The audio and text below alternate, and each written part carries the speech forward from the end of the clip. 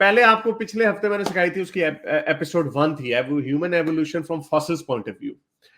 अब दूसरी एपिसोड है ये एवोल्यूशन की, इसमें इमर्जेंस ऑफ कल्चर है कि कल्चर किस तरह इवॉल्व करने लगा, जिसकी वजह से हम वहां पे पहुंचे जहां पे हम आज हैं। जैसे पहले फॉसिल्स के पॉइंट ऑफ व्यू से फिजियोलॉजिकल चेंजेस में हम देखते हैं कि बाइपीडलिज्म को उसका सर पूरी नजर आ रही है आपको, ये में बाइपीडलिज्म की वजह से हम पहले इम्परफेक्ट बाइपीडलिज्म शुरू हुई, फिर ट्रू बाइपीडलिज्म हुई, और फिर ऑब्लिगेट बाइपीडलिज्म, यानी सिर्फ हम बाइपीडल ही हो सकते हैं, उसके अलावा नहीं चल सकते। तो ये सारी चीजें हम इसके ऊपर क्यों हुआ एकदम से, एकदम नहीं, there were 7 million years involve, 70 lakh साल थे। तो उसके अंदर एक फीचर जो है वो कल्चर को भी कहा जाता है कि इमर्जेंस ऑफ कल्चर की वजह से भी एक चेन रिएक्शन शुरू हुआ, जिसको साइकिल ऑफ रीइंफोर्समेंट कहते हैं, कि वो पूरा सर्कल बनता है, एक सर्कल ऑफ रीइंफोर्समेंट कह लें, साइकिल ऑफ रीइंफोर्समेंट कह दें, कि एक चीज शुरू हुई, that led to another, that led to another, and then goes back to the same original point, बाइपीडलिज्म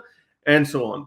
culture इसको कहा जाता है कि कुछ सर्टन बिहेवियरल हमारे ट्रेट्स होते हैं, हमारे कुछ ऐसे रवैये होते हैं जो हम अपने ग्रुप्स में ओवर जनरेशंस शेयर करते हैं। यानी दफनाना हमने शुरू कर दिया तो सारे दफनाना शुरू कर गए। लैंग्वेज इटसेल्फ एक है तो एक बायोलॉजिकल इमर्जेंट प्रॉपर्टी है, लेकिन जब लैंग्वेज इटसेल्फ बनती है तो वो फ्लो करती है एज कल्चर। उसी तरह टूल मेकिंग एक इमर्जेंट प्रॉपर्टी है ऑफ अ बिगर ब्रेन, लेकिन टूल मेकिंग इटसेल्फ एक कल्चरल फिनोमेना, कि अब हम आपको टूल्स बना रहे हैं, तराश रहे हैं, पत्थरों को तराश रहे हैं, और ये भी जितना ये ज्यादा होता जाएगा उतना हर चीज बड़ी होती जाएगी। तो साइंटिस्ट बिलीव करते हैं कि ऑस्ट्रेलोपिथेकस, जैसे आपको पिछले हफ्ते बताया था, जीनसिस में बात करते हैं, सहेलैंथ्रोपस चेडेंसिस पहला इम्परफेक्ट बाइपीडल था, जिससे हमें पता चलता है कि वो सीधा खड़ा हो सकता था। ये 70 लाख साल पहले आया। फिर ओरोडेंटोजेंसिस, फिर आर्डिपिथेकस, फिर ऑस्ट्रेलोपिथेकस, और फिर होमोस। तो ये ऑस्ट्रेलोपिथेकस जो होमोस से पिछली जीनस है, वो या किनियांथ्रोपस, which was also a subspecies of Ardipithecus, freed up their hands, which fast-tracked their evolution from true biped to obligate biped। यानी इन्होंने true biped के बाद से obligate biped की तरफ इन्होंने फास्ट ट्रैक कर दी है, क्योंकि यहाँ इनमें ऑस्ट्रेलोपिथिकस में कल्चर आ गया। यानी होमोस में नहीं आया, हमने कल्चर को होमोस में नहीं देखा, कल्चर को हमने ऑस्ट्रेलोपिथिकस में देखा। इसका मतलब यह है कि कल्चर इंसानों से पहले की चीज है। अगर हमें सिर्फ इंसानों में मिलता तो फिर हम कहते हैं अच्छा जी, इसका कल्चर का रोल शायद बहुत बाद में आया, या कल्चर का रोल नहीं है टुवर्ड्स बाइपीडलिज्म या ऑब्लिगेट बाइपीडलिज्म, क्योंकि अगर ऑब्लिगेट बाइपीडलिज्म में ही कल्चर आ रहा है तो it means it has nothing to do with the previous species.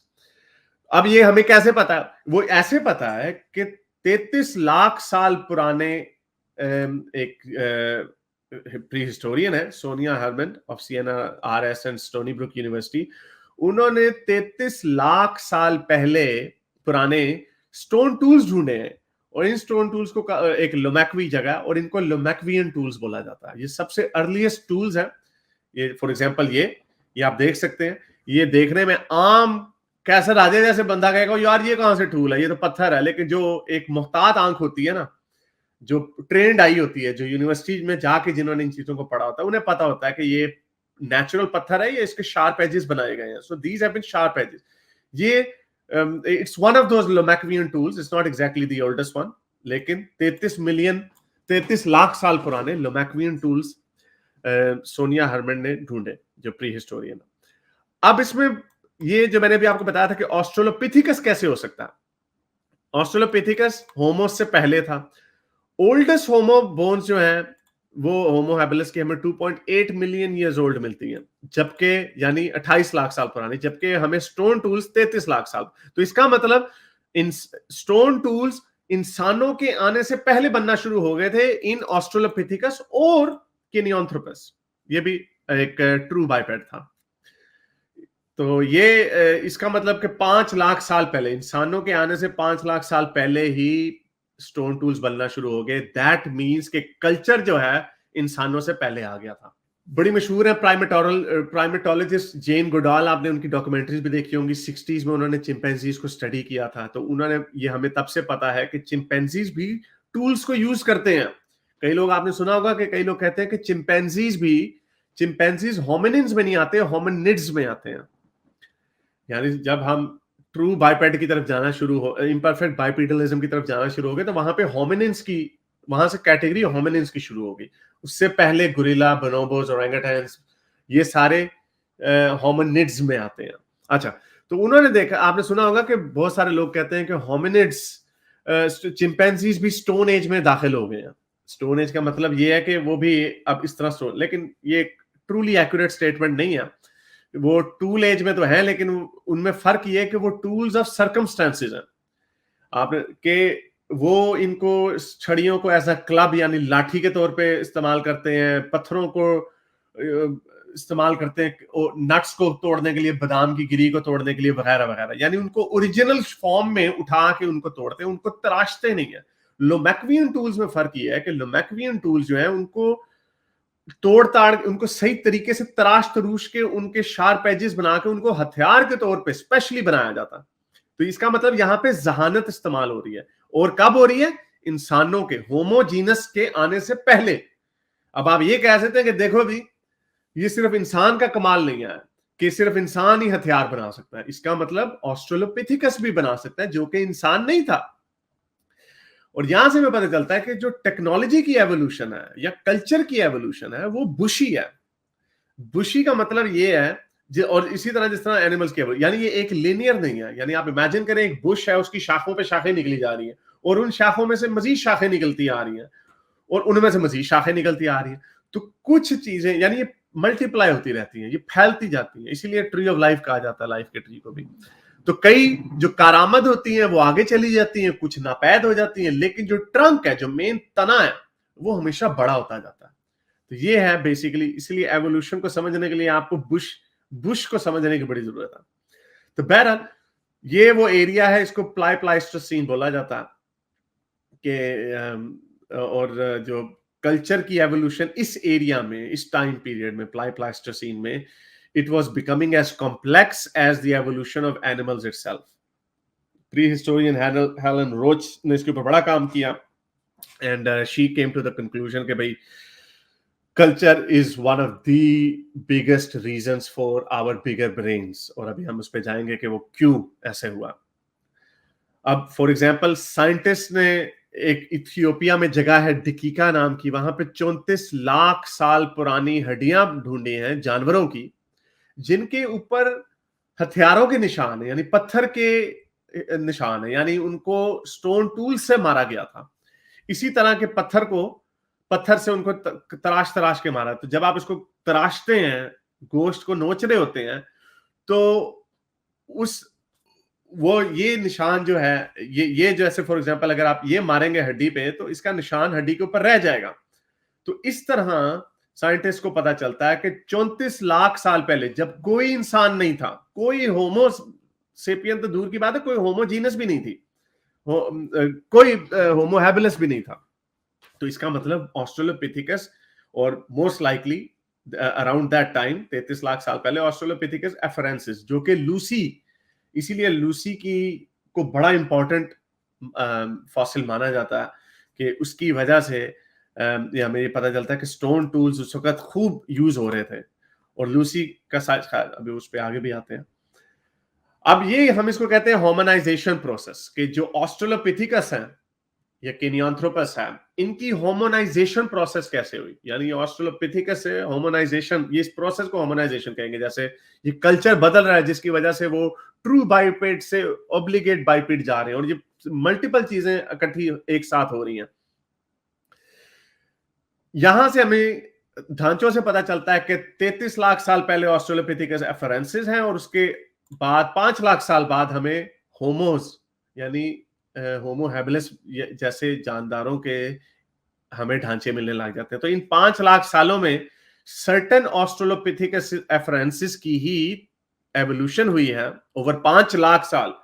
अब जरा सोचिए, लोग कहते हैं यार ये कैसे एक दिन बंदर से एक दिन इंसान बन गया, कैसे हुआ? आप देखें 5 लाख साल लगे, ये सारी चीजें जंगल में हो रही हैं, ये सारी चीजें जंगल में आहिस्ता आहिस्ता हो रही हैं कि किस तरह स्पीशीज आगे जा रही हैं, ट्रू पेड्स बाइपेड से ऑब्लिगेट बाइपेडलिज्म की तरफ जाया जा रहा है, स्टोन मेकिंग एबिलिटी तराशी जा रही है और बेहतर की जा रही है वगैरह वगैरह। तो ये सारी चीजें उन्हें 5 लाख साल लग रहे हैं, 5 लाख। आप अपनी इंसानियत को देखें तो हमने 1 लाख किया, हमें 10,000 साल पहले का कुछ भी नहीं पता कि क्या था 10,000 साल पहले। तो ये बड़ा लंबा अरसा था। लेकिन और क्या हो रहा है, जो मैंने आपको बुशेस की एग्जांपल दी, बुशेस का मतलब ये है कि और चीजें भी साथ साथ साइमल्टेनियसली हो रही हैं। अगर आप सीधा खड़ा हो रहे हैं ना, तो और चीजें भी हो रही हैं। अब उनमें एक ये है कि अब हमारी कोऑपरेशन जो है वो ज्यादा बढ़ रही है, हमारा दिमाग भी बड़ा होता है, लेकिन कोऑपरेशन बढ़ रही है, यानी आपस में मेल मिलाप बढ़ रहा है, क्योंकि आपका ग्रुप्स जो है बड़े हो रहे हैं। उस एज अ रिजल्ट आपका फिर सोशल प्रेशर भी बढ़ रहा है, क्योंकि सारी बात है, आपने अब चुगलखोरियां भी करनी है, आपने ये भी कहना है वो मजीद का मुंडा ये कर रहा है और रामू काका वहां पे वो कर रहा है, तो मैं आगे किस तरह जाऊं वगैरह वगैरह। तो ये चीजें भी साथ साथ इकट्ठी हो रही हैं, विच क्रिएट सोशल प्रेशर। और इसकी वजह से आपकी अक्ल कॉग्निशन जो है वो भी ज्यादा तेज हो जाती है। तो बहरहाल अब तक हमें यह पता चलता है कि हमारी बायोलॉजिकल बाइपीडलिज्म और कल्चरल एवोल्यूशन इंसान के आने से पहले आ गई थी प्री ह्यूमंस में, जैसे कि ऑस्ट्रेलोपिथिकस। ये दोनों चीजें, बाइपीडलिज्म का काम सहेलैंथ्रोपस चिडेंसिस से शुरू हो गया था 70 लाख साल पहले, फिर ट्रू बाइपेड पे ऑब्लिगेट बाइपेड, यानी इसका मतलब 4 पैरों से खड़े होकर 2 पैरों पे खड़े होने की कोशिश हमने इंसानों के आने से 50 लाख साल पहले शुरू कर दिया था। और कल्चर की एवोल्यूशन इमर्जेंस जो थी वो भी इंसानों के आने से कोई 5 से 10 लाख साल पहले शुरू हो गई थी। दैट इज कॉल्ड, इससे पता चलता है कि ह्यूमनाइजेशन प्रोसेस जो है ना, इंसानों का इंसान बनने में इन दो चीजों का बहुत बड़ा हाथ है। अब इसके रिजल्ट में क्या हो रहा है, आपकी बॉडीज भी बड़ी हो रही है और आपके हेड्स भी बड़े हो रहे हैं, आपके सर भी बड़े हो रहे हैं। और ये है वो साइकिल ऑफ रीइंफोर्समेंट, कि जब आप टूल्स को इस्तेमाल कर रहे हैं तो इसका मतलब ये है कि अब आपको ऑस्ट्रेलोपिथिकस को, तो इसका मतलब आपके पास अब ज्यादा रिसोर्सेज आ गए हैं। अब आप बड़ी बड़े जानवरों को भी खा सकते हैं, उनकी उनकी उनकी जो खाल है, जो हाइड है, उसको भी काट सकते हैं थ्रू स्टोन टूल्स। और आपका एरिया जो है वो ज्यादा बढ़ जाए, जिसकी वजह से आप, क्योंकि अब ज्यादा बड़े एरिया को आप स्काउट कर रहे हैं, इस वजह से आपकी बॉडीज भी अब आहिस्ता आहिस्ता बड़ी हो रही है, क्योंकि आपको रिसोर्सेज ज्यादा मिल रहे हैं, आपको फूड भी ज्यादा मिल रहा है। ग्रेटर बॉडी साइज मीन कि आपकी आर्म, फिर आपकी बाजू भी लंबी हो रही है, और एज अ रिजल्ट आप प्रोजेक्टाइल्स को फेंक भी सकते हैं। अब आप पत्थरों को जानवरों की तरफ फेंक के भी मार सकते हैं, बजाय इसके कि आप उनके पीछे भागे या उनकी ताक लगा के बैठे रहे। You can dig bigger holes, spears बना सकते हैं वगैरह वगैरह। लेकिन हमें यह चीज पता है कि होमोस का साइज जो है और उनका जो दिमाग का साइज है वो रैपिडली बढ़ा around between 3.3 and 2.8 million years ago. For example, 2.8 million to up to 500,000 years ago. Homo habilis, जिसको one of the earliest माना जाता है, वो सिर्फ 4 फुट 2-3 इंच का था, जबकि इंसान होमोसेपियन जो है वो 5.5 फुट तक का होता है। सेरिब्रल वॉल्यूम ऑफ हैबिलिस जो है, यानी उसका दिमाग की जो वॉल्यूम जो था वो 400 क्यूबिक सेंटीमीटर का था, जबकि इंसानों का 1350 क्यूबिक सेंटीमीटर। निएंडरथॉल्स का तो सबसे बड़ा था 1700 क्यूबिक सेंटीमीटर, लेकिन उसकी वजह और है कि उसमें जो नियोकॉर्टेक्स है वो छोटा था।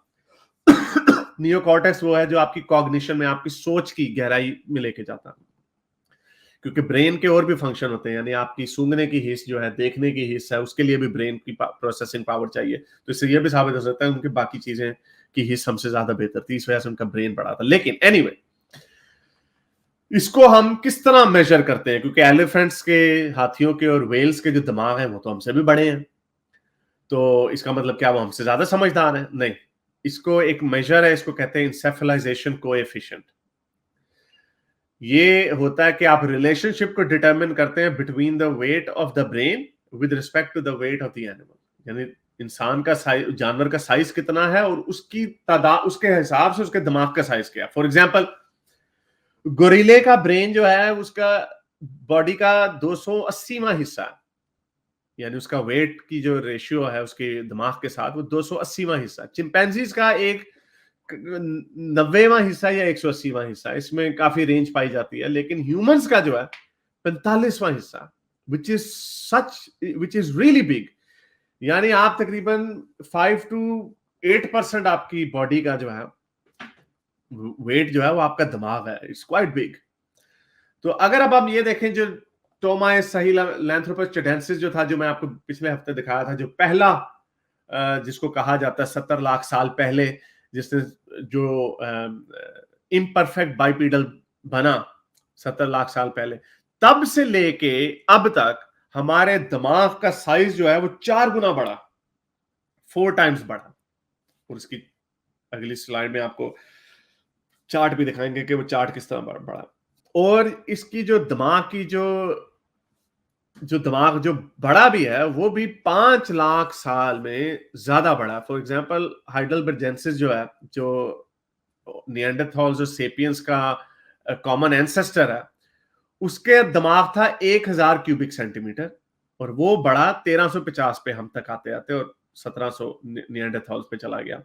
तो आप इसमें भी देखें कि होमो हैबिलिस जो कि 2.5 मिलियन ईयर्स ओल्ड पहले फिर रहा था, वो 400 था। फिर 400 से पहले हम होमो हाइडेलबर्जेंसिस पे आया मिलियन ईयर्स अगो तक, तो वहां पे भी वो 400 से 1000 पे आया और 1350। तो ये बड़ी एक आपको चार्ट मिलता है, ये आप देखें। अब आई मीन कौन इसको इनकार कर सकता है? ये देखें आप किस तरह ये दिमाग जो है कहां से शुरू होता है और ये कॉन्स्टेंटली बढ़ता चला जाता है। और ये आप देख सकते हैं कि किस तरह होमो सेपियंस, होमो इरेक्टस, होमो हैबिलिस, ऑस्ट्रेलोपिथेसीन्स वगैरह और आर्डिपिथेसीन वगैरह, तो ये आप सारे देख सकते हैं कि किस तरह दिमाग आहिस्ता आहिस्ता बड़ा हो रहा है। एज अ रिजल्ट कॉग्निशन की एबिलिटीज जो है वो बढ़ती जा रही है। और ये पूरी लाइन में मिलता है। ऐसा नहीं मिलेगा कि आपको ये हिस्सा जो है दिमाग जो है ये आपको यहां पे मिल जाए, यानी आपको ये 3 मिलियन पहले साल मिल जाए और जो 3 मिलियन साल पुराना वाला है वो आपको 5 लाख साल पहले मिल जाए। ऐसा नहीं मिलता। आपको हर चीज तरतीब के साथ मिलती है। और फिर इन लोगों में इतनी हिम्मत है कि ये कहते हैं कि यही वजह है कि इंटेलिजेंट डिजाइन के मानने वाले भी अब तो ये कहते हैं कि गॉड ने मैकेनिज्म्स फिट कर दिए थे एवोल्यूशन के। ये गॉड ने एवोल्यूशन की है बेसिकली ऐसे।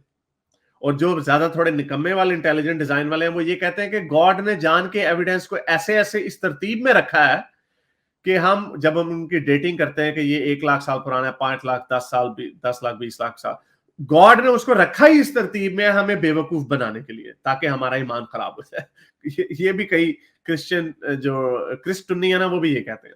एनीवे, तो ये है वो साइकिल ऑफ रीइंफोर्समेंट के बाइपीडलिज्म की वजह से हमें ज्यादा एक्सेस मिली ज्यादा बड़े ट्रेन्स की तरफ, यानी हमारा जो एरिया है जिसको हम कवर करते हैं वो बढ़ गया, क्योंकि अब हम 2 पैरों पे चल रहे हैं, ज्यादा डिस्टेंस ट्रेवल कर सकते हैं, हमारी एनर्जी कम होती है। जैसे मैंने आपको पिछले हफ्ते बताया था या अगले हफ्ते बताऊंगा कि 2 पैरों पे चलने से हमारी एनर्जी कम खर्च होती है एज कंपेयर टू चिंपैंजीज जो 4 टांगों के ऊपर चलते हैं।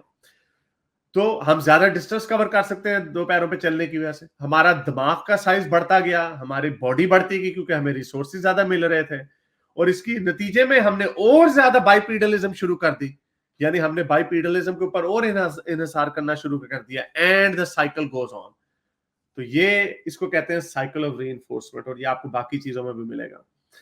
तो एनीवे, ये सबसे इंपॉर्टेंट पॉइंट, और इस पे यहां पे खत्म करते हैं कि दो साइंटिस्ट हैं 1993 में, लेस्ली आयोलो और रॉबिन डनबार, इन्होंने डिस्कवर किया कि दिमाग के साइज का और सोशल ग्रुप्स के साइज का इनका डायरेक्टली प्रोपोर्शनल रिलेशनशिप है।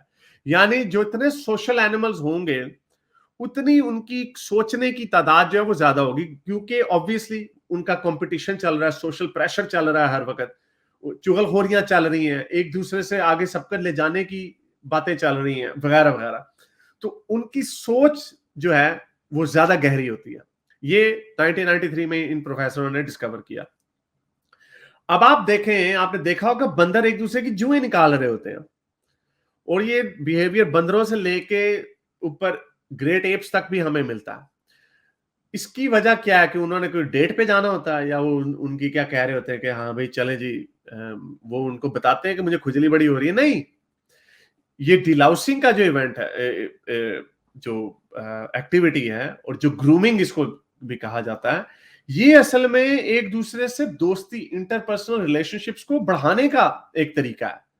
जैसे हम भी जब किसी से दोस्त बनते हैं तो हम दोस्ती करने के लिए बातें बूतें शुरू कर देते हैं, उस पर भी हम आते हैं। तो चिंपैंजीज जो है अपना 16% टाइम जो है एक दूसरे की ग्रूमिंग में निकालते हैं, यानी इंटरपर्सनल रिलेशनशिप्स बढ़ा रहे होते हैं। इसी तरह आयलो और डनबार ने ऑस्ट्रेलोपिथिकस के ब्रेन को देख के अंदाजा लगाया, उन्होंने कैलकुलेट किया कि वो ऑस्ट्रेलोपिथिकस जो है वो 20% टाइम लगाते थे सोशल ग्रूमिंग में, जबकि निएंडरथॉल्स और सेपियंस हम लोग 45% टाइम लगाएंगे सोशल ग्रूमिंग पे। लेकिन हम तो सोशल ग्रूमिंग नहीं करते, हम तो एक दूसरे की जुएं नहीं निकाल रहे होते बैठ के। शायद कोई दादी जो वो कह दे कि हाँ अदर आ तेरी जुआ कटा में, लेकिन हम लोग मोस्टली जुएं नहीं निकालते। अब इसकी वजह ये है कि एक और चीज कोइंसिडेंटली हम में हो गई जो ऑस्ट्रेलोपिथिकस वगैरह में नहीं हुई, निएंडरथॉल्स में शायद हो गई उनमें भी, वो थी लैंग्वेज। हमारा ब्रेन एक इतने हद तक पहुंच गया कि हम अब लैंग्वेज भी बना सकते थे, कॉम्प्लिकेटेड लैंग्वेज। तो हम लैंग्वेज के जरिए अब अपने सोशल रिलेशनशिप्स को, इंटरपर्सनल रिलेशनशिप को बेहतर करते हैं, एज अपोज टू जुए निकाल के, ग्रूमिंग करके, यानी बाल बना के। स्टडीज शो करती हैं कि हम लोग 60% टाइम अपना एक दूसरे की के बारे में बातें करके, चुगलियां करके, ओ माई फफे कुटनी की कर दिता तू, ओने ये कहता, सास ने ये कह दिया, बहू ने ये कह दिया, वगैरह वगैरह। हम उसके ऊपर बात करके हमारे जो सोशल रिलेशनशिप्स हैं हम उनको मजबूत करते हैं। और कई लोग तो बर्बाद भी कर देते हैं लेकिन एनीवे, और वो एक दूसरे के ऊपर सबकत ले जाने के चक्कर चल रहा होता है। तो ये एक बहुत बड़ा इसका सबूत है कि हमारा ये साइकिल ऑफ रीइंफोर्समेंट का, कि एक चीज ज्यों ज्यों बढ़ती जाती है तो वो फिर और मजीद बढ़ती जाती है, और उसका नतीजा एवोल्यूशन जो है वो फास्ट ट्रैक भी हो जाती है। और यही वजह है कि हम लोग अपने नॉलेज को लोगों के साथ शेयर भी करना चाहते हैं। हम अपनी साख बढ़ाना चाहते हैं, हम लोगों को अपना नॉलेज शेयर करके हम अपने इंटरपर्सनल रिलेशनशिप से हम बढ़ाना चाहते हैं, यानी मेरी किसी बड़े बंदे से दोस्ती हो जाए वगैरह वगैरह। तो ये बेसिकली एक ये सेकंड चैप्टर था जो कल्चर के हवाले से बड़ा जरूरी था, कि कल्चर की बाइपीडलिज्म में बड़ा, बाइपीडलिज्म और कल्चर की वजह से हमारा ये काम हो। कल्चर के बाद ही फिर आगे और चीजें भी हुई, जैसे हमने फिर हंटिंग वगैरह बेहतर शुरू कर दी, कुकिंग, फायर, वो हम अगले हफ्ते इसके ऊपर बात करेंगे। मेरे इस नेक काम को जारी रखने के लिए मुझे पेपैल या पेट्रियन पे जरूर सपोर्ट कीजिए, ताकि मैं अपना पैगाम ज्यादा से ज्यादा लोगों तक पहुंचा सकूं।